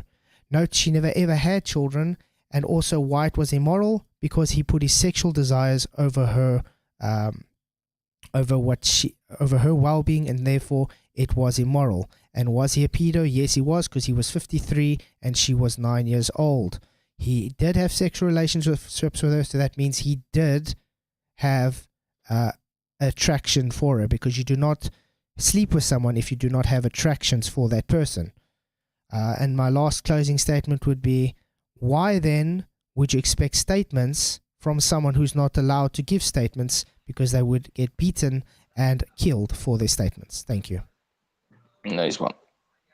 Off you go, dude. Friends, Romans, and countrymen, lend me your ears. Um, Firstly, I don't, there's going to be a Q&A, but firstly, thank you very much to Flatzoid for giving me this chance to at least have a debate. PJ for being a great moderator, and at least you give me a chance, even if you disagree with me. Thanks for at least hearing me out. So at the beginning of my my opening statement, there were certain criteria that needed to be fulfilled in order for Mohammed to be convicted of pedophilia. There would have, as I said before, there would need to be a pattern of behavior that he went after prepubescent young girls, repeatedly. This can't just be a guy that, hey, you know what, I married this girl once, she's gonna be my wife, I'm gonna stay with her for the rest of my life. See, that's not pedophilia. Pedophilia is where, I like kids in general, and I'll have this one, and then I'll have that one, and I'll have that one. But if you check out, you can check this out for yourself. The average age of Muhammad's wives, the age was 25. The average age of Muhammad's 12 wives was 25. That defeats the notion that there was a pattern of behavior.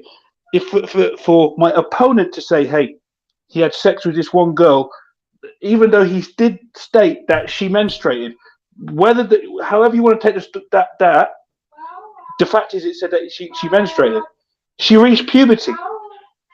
Now he will say that there's different stages of puberty, and I will say to you all that there's different concepts about the stages of puberty and what stage she was at. That the fact is, this wasn't a prepubescent child. He could have had her at 6 years old. Why wait 3 years?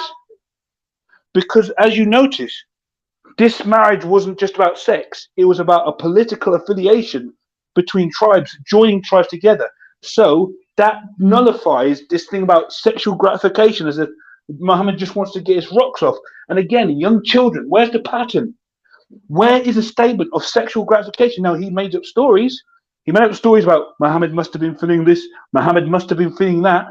But unfortunately, we can't just go from stories. We need evidence, hard evidence, to make conclusions about whether he was.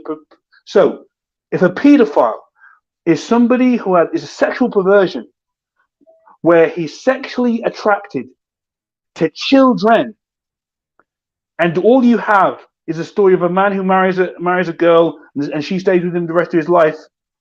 You don't have a pedophile unless you can show pattern. And again, the other wives and the median age of those wives being 25 shows that there's something very wrong with the idea that this was a pedophile we're dealing with here. So I believe my opponent has failed in that regard. When it comes to whether there was actually a law, an objective law, that not just my opponent's own opinion, but objective foundation which we can say, hey, God's law says you shall not have sex with a girl below 12 years old. I would have to stand beside my opponent and say, you know what, I'm wrong, he's right, let's have a drink down at the pub. But no, he didn't have this law. All he has is what I think, or at least I interpret my scriptures to say, put my needs above someone else's. Now that's interesting. He didn't really give any evidence that Muhammad somehow put his needs above Aisha. And even if he did, where did this moral standard come from? The words that he provided, let he who is without sin cast the first stone. The words there do not say, you shall not have sex with a girl below a certain age. Nothing he stated gave an objective, universal standard. Think of the generations of old whose life expectancy was only 39. 39! Do you honestly think that this is all about a guy getting his rocks off? Culturally, over history, we're the minority. This generation's the minority with their cultural indoctrination. All the time in the past, this was happening. Was there a law from God to say you shouldn't do this? There was no Christian of that time that said it. There was no Jew in that time that said our Torah says that this is wrong. No, this is just a modern argument. A modern argument. And if it's just a modern argument, it's just a cultural one, a personal view. Now, I'm sure my fellow Romans, my countrymen, I'm sure that you will all find this distasteful in our day and age. I'm not asking you to find this thing to be delicious now. I don't care about your feelings. I don't care about my own feelings sometimes. All I'm saying is that forget about your own personal feelings and find moral objectivity, because you did not find this moral objectivity in this debate. There was no objective law that said he did something wrong. And therefore, I ask you, jury, however many of you are, to please find my defendant, Mohammed, the false prophet of a false Islam. Find him innocent. I rest my case. Cheers, guys. Yeah, nice one for being respectful of each other. That's pretty cool. But yeah, questions for anybody in the chat? I can't see any at the minute, but yeah, guys. If anybody's got any questions, go for it. Yeah, we can probably have about 10 minutes Q&A if you guys are up to it. Matt, you fine with that? I'm cool with that. So if is it going to be like in the chat, because I can't see the chat? But if you read it, I'll answer. Oh, shot. Yeah, so guys, if you have any questions for Q&A for any of us, please let us know. Then PJ can ask it to us. But yeah, again, thanks, Matt, for the debate. I really did enjoy it. We can obviously still say we both disagree with each other. Guaranteed. No, I enjoyed it. As I say, you were a gentleman. I appreciate that. It was enjoyable for me too. We disagree, but as I say, it's not going to change anything that's going to happen today, so it's all good. Yeah. So yeah, guys, anything you want to ask, just let PJ know and he can ask us. Hey, Michael, how's it going, mate? Michael's in. On you go, Michael. How you doing, man? All right. Interesting debate. It was, wasn't it? Well, I hope it was a respectful debate. Like I said, in the beginning. We didn't want to stand on anybody's toes or anything, or go and get anybody offended. It's simply just a debate on if we believe it to be moral or not. You got any questions, Michael? I was just about to say that. You got any questions, Michael? No, because Matt already knows my opinion on things. Right. You know. Any? There we go. IB McFly is asking something, PJ. Oh, sorry, I was just typing something. All right. Can he give me one prophecy Mohammed gave? No. That's obviously to Both well, of us, who is it to? Could be Oh, both both of of us. you, yeah. Yeah, okay. Right, Okay. so matruslilbro? In answer to that question, even though this guy's my defendant, I don't give a damn about him. So I don't know about any prophecies. You know, he could just again. I need to make it clear. And Flatzoid, I think Flatzoid knows this. I'm not Muslim. Mhm. I don't care about Mohammed. I don't care if they flushed him down the toilet. Somebody, did a doodle on his head. I don't care. I don't care if somebody said, "Hey, Matic, give me here's a Quran." I say, "Would you, Matic, rip a page from that Quran and use it as toilet tissue?" I'd say, "Well, if I've run out, In fact, even if I haven't run out, I'll probably still use it." So I don't care about Muhammad. So if you want a prophecy, go to a Muslim and ask him. Yeah. Alright. Based on the Quran, he did prophesy, and most of it was false. According to one of his prophecies, today the whole world would be under jizya.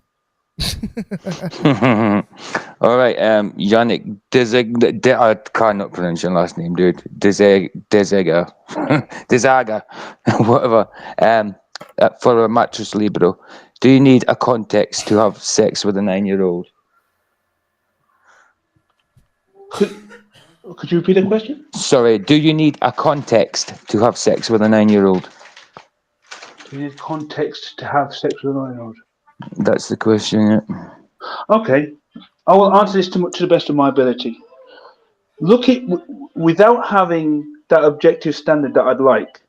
As I say, if there was a rule that made it really clear that something was wrong, but anyway, since I don't have it, I'd say yes. It very much depends on context, on the person's. I agree with the statement that some of those Muslims say that it's about mental and physical maturity, and you can't just do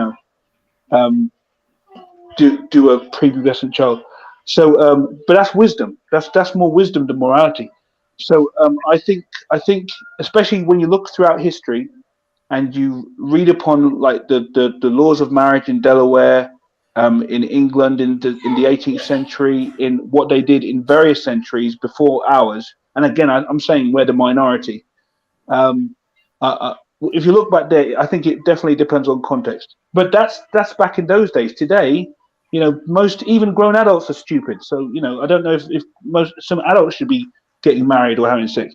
But yeah. So just to say again, like even today, there are 15-year-olds, 16-year-olds, 17-year-olds, 18-year-olds, 20-year-olds who don't seem to have the mind ready to get into any of that sort of commitment. So context matters a whole heap. But they're not 9, are they? Yeah, the issue when it comes to 9-year-olds, though, they have not developed their their mental social skills to be able to make decisions like this yet. That's the issue. My daughter went through her period at 8, and at 9, 10, 11, she's 12 now. She's still not an adult Exactly. by any means. I think the issue here is that I don't know the life of that's one thing that irritated me about something that someone else says. An 8-year-old is an 8-year-old. I was thinking to myself, people develop differently. I can't tell you what life in Arabia in the 7th century. I can't even tell you what life is like in different countries right now. So, and I know from experience that this culture that we live in, especially with the school system, has people so geared into thinking that a person at this age is ready to do X, Y, Z. I personally think that the people who are around the individual at that time have the best knowledge to know the state of that. Like Michael Khan, he is the best person to say whether his, the state of mind of his daughter. And I'm not. I I'm have to not. I disagree don't. with that though. I have to disagree with that though. There's how much even today you get mothers and fathers who sell their children for drugs. Were they keeping their children best well-being? No, they decide. They just saw them as their property. It's exactly like that with Mohammed Aisha. Aisha's parents gave them off to Mohammed for political gain, but Mohammed literally had to go and put his interests above hers. It's not. It's remember. It goes. The problem with the morality comes in, is with her. Was she mentally ready for this? No, she was forced into the marriage first of all, and then she was So- forced to have sex with him because he called her to come have sex with him. So in other words, it's not morally correct because she wasn't mentally ready for it or physically either. No 9-year-old in history is physically, sexually ready for what she had to go through. She must be some super child. So just to clarify, you said forced. So you're saying that I just want to make sure you have evidence that this was without her consent, right? She was saying, "No, I don't want to do this. Please don't make." You have evidence of that, right? Yes, it's forced. Did she want to get married to him at 6 years old? Yes, that's a great question. What's the answer? No. Would a 6-year-old even know? How did you get that? How did you get that answer? Would a 6-year-old though even know the ins and outs of what marriage even is? Okay, Michael, let me ask you. Your daughter, if she's, let's say, 8 years or 9 years old, when you told her, oh, she's going to kiss boys one day, what's the answer you get? Suppose affairs. Ew! You know what I mean? Exactly. Yeah. Right. 6-year-old girl. Sorry, no, I can compare it to anybody. There's no 6-year-old girl in history that's ever said, yeah, I'm going to have sex with a 53-year-old man one day. No one. We're not talking about 6-year-olds. 9-year-old. She was 6 when she got forced into the marriage. Yeah, she was 6 when she married. Yeah, she was forced into the marriage. You've got no evidence that she was forced into the marriage. You've got no evidence of that. Her parents gave her away to Muhammad. That's forced marriage. Matt, that's how Islam works, mate. I'm going to be honest with you. Like, do you really think that a 6-year-old can choose to marry somebody? No. That was actually what happened with Richard II and Isabel of France. She was 6 years old, and according to what they say, she was she was ready for the marriage at that point. Yeah, that's what they said. That's what they said. And just to say again. No, but that's just a story to me. I'm talking like I don't. If you were to go, if you had a 6-year-old daughter and you said, "Right, love, you're going to go and marry this guy," do you think she's going to like be? Oh yeah, I want to marry. Do you know what I mean? They don't even comprehend what marriage is.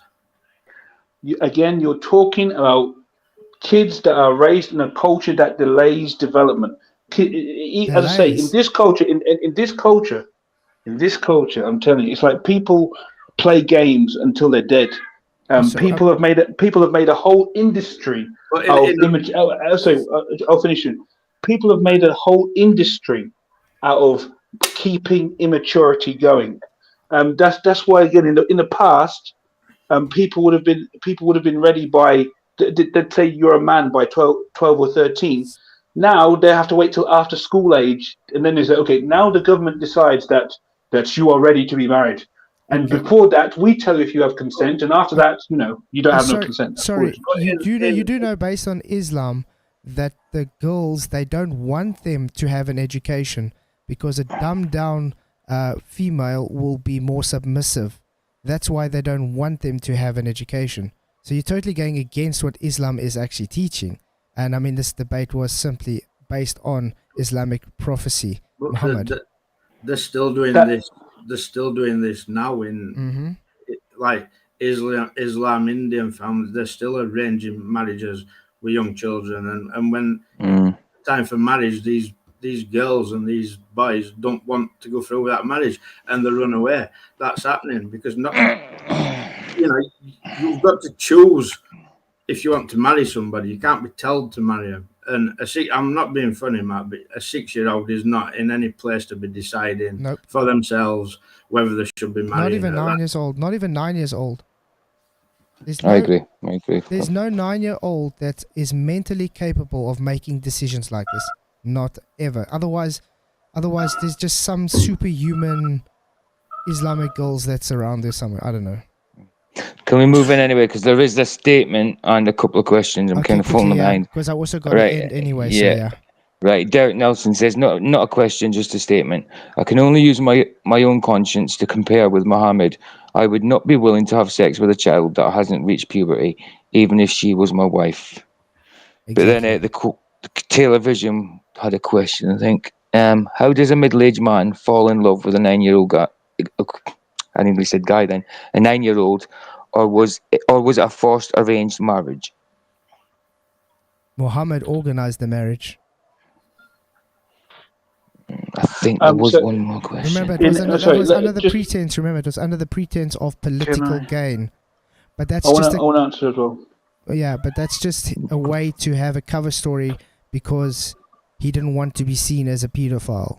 It's actually very simple stuff. If you're going to know, if you know it's wrong to, I mean, I know I have my daughter and I wouldn't let any guy touch her with a 10-foot pole. She's 8 years old now. If they dare try and touch her, I'll be with them, you understand? And I'm sure she would feel exactly the same because it's sick. And that's not just got to do with today's culture. It is sick. It's always been sick and it will always be sick. It's not based on personal preference. It's based on people that have sexual desires for little children have an actual dysfunction. They have an actual psychiatric problem. That's why it's called pedophilia. It's medically associated with older men wanting to have sexual relations with younger children. That's what pedophilia is, and that's what we've been showing tonight.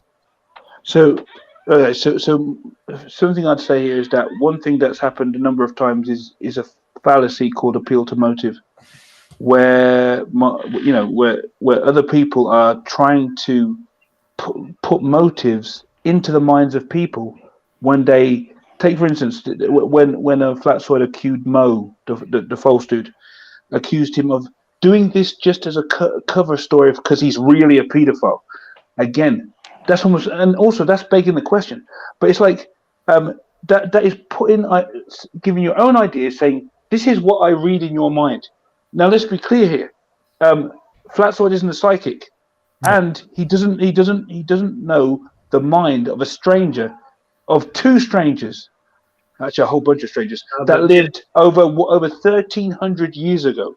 So whatever you'd like to say about my kid wouldn't do this, my kid wouldn't do that. Well, your kid didn't live 1,300 years ago, and they didn't live in a different culture, different climate, different everything.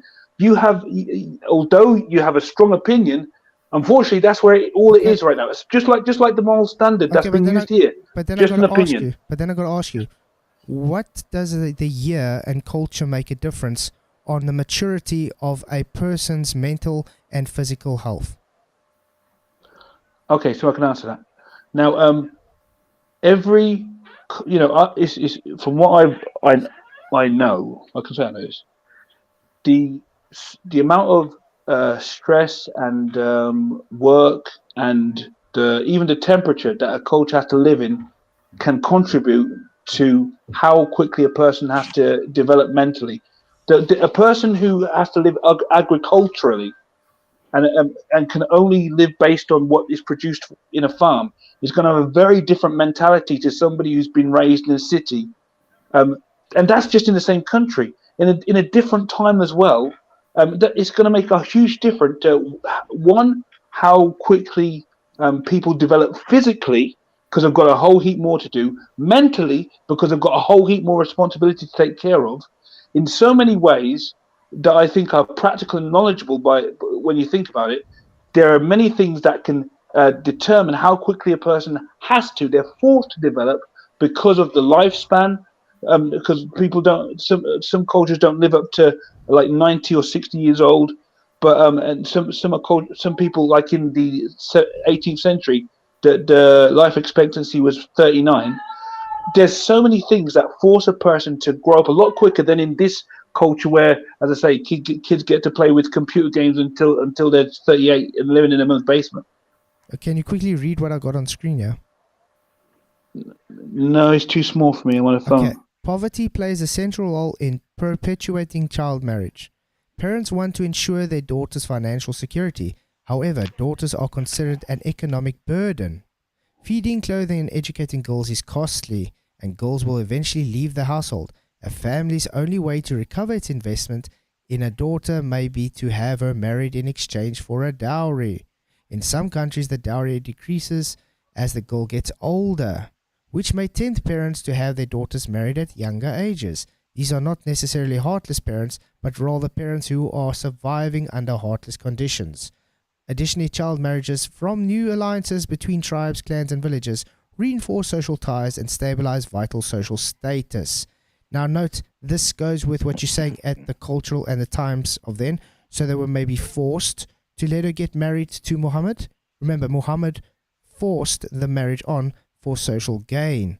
Now, parents worry about ensuring their daughter's virginity and chastity. Child marriage is also seen as a protective mechanism against premarital sex activity, unattended pregnancies, and sexually transmitted diseases. The latter concern is even greater in the area of HIV and AIDS, whatever. And then it says, girls who marry young, like Aisha, tend to be from poor families and to have low levels of education. If they marry men outside of their village, they must move away. Coping with the unfamiliar inside and outside the home creates an intensely lonely and isolated life. All these girls assume their new roles as wives and mothers. They also inherit the primary job of domestic worker because the husband has paid a hefty dowry. The girl also immediate pressure to prove her fertility. Girls often embrace their fate and bear children quickly to secure their identity, status, and respect as an adult. As a result, these young girls have high total fertility rates but have missed the opportunities to be children, to play, develop friendships, bond, become educated, and build social skills. I personally would not use CCC as a source of wisdom or knowledge. Right. Do you want to do one more? So yeah, just one more because I got to put the Right. generator Right. off. It's from the same guy. It's from Spud again, but he's asked me to ask. I thought marriage was for love. Do Muslims see it the same way? If so, how did he fall in love? I feel he dodged the question. I guess that goes to you, Maris. Oh, great! I can answer this. The idea that marriage is for love again is, to me, is an immature idea. I mean, I know it's a nice thing when you get married for love, but it's not the only way to get married. And as as many people know, this what love is nowadays. It's so cheap and so what's the word? It's so thoughtless. People get married these days. They think, "Oh, I love this person. I just want to be with them. The chemistry's on fire, baby." And it's like, and then in about 5 minutes down the road, they hit hard times and say, "Okay, I don't love you anymore. I guess we're gonna have to split up." See, love is nice. Commitment is way more important. Um, this idea that marriage is for love is, it's not. I wouldn't say it's a modern thing, but it's definitely not the most important thing when it comes to being in a marriage and sticking to the marriage. But yeah, and that's my view. Not just as like, yeah. I mean, I'll finish soon, and anyone else can jump on. But yeah, the idea that, as I say, marriage has to be for love, It I does. think is foolish and We we narrow. we can And debate that as well if you want to, Matt. Because I I want to, totally disagree with you. I want to and comment. so Comment. it's if you get to marry somebody that you love, way hey. But as I say, in the olden days, people had a much more mature idea about what marriage is supposed to be. It's about being commitment, working together, using your complementary roles to help the future generation move forward. Love is nice, commitment is way better. You said that like marriage is a new thing. All this like you have to be in love to be married, but how old the scriptures they talk about marriage all the way through it, how it's about love, and even Jesus compares his love for his people as in he's the bridegroom and we're his bride. Mm-hmm. Yeah. So it's not a new. It's loving as in marriage is not a new thing at all. Exactly, and not just that. If there's no love in a marriage, you don't have anything holding you. You can be committed as you want. Yeah, there's no foundation. There's no foundation if there's no love. Even in Islam, you know how much divorcing there is because they can just divorce if they get sick of them. They just go through a waiting period to be able to get remarried. There's a high standard of divorce rates in Islam because of this. Because they don't love, they're forced to marry. So yeah, guys, I have to end up unfortunately. Yep. But I really did enjoy the debate, Matt. We definitely have total different views on everything. That's for sure. That's cool. That's cool. Oh, my phone just went off. Oh. It's good to be able to disagree and still be, at peace. So I'm cool with that. Cool, guys. So yeah, I'm just gonna quickly get my USB camera back on. There we go. Because my phone just died. So yeah. Thank you guys all for coming. Thank you, Matt, for the debate. I wish we could have gone on longer. I did enjoy it, to be fair. Exactly 2 hours. Perfect. So thank you all for coming. Thank you very much for hitting that like and share. Yes, it wasn't Flat Earth related, but I think it was an interesting topic that needed to get discussed. Obviously, me and Matt still have different opinions. But yeah. Thank you, Matt, again. I really appreciate it. Thank you, PJ, for being such an awesome moderator. Not a problem. I didn't do much. He was respectful. Do you know what I mean? There was no talking over each other. Not really. It was all good. And thank you, Michael, for coming in at the end as well. Appreciate it. Absolutely. Give me stopwatch practice. Thank me for popping in. I only stayed out because there's no point being in while you're debating somebody. And then I have to give props to FTFE for becoming a King Rooster member. Yeah. I know, crazy. Nice one, Craig. Welcome to Flat Earth, Craig. Yeah, welcome to the real world. So yeah, guys. See you guys all Wednesday. Yeah, tomorrow's Tuesday. So I'll see you guys all Wednesday night. Many blessings, and may the pressure be with you. Cheers.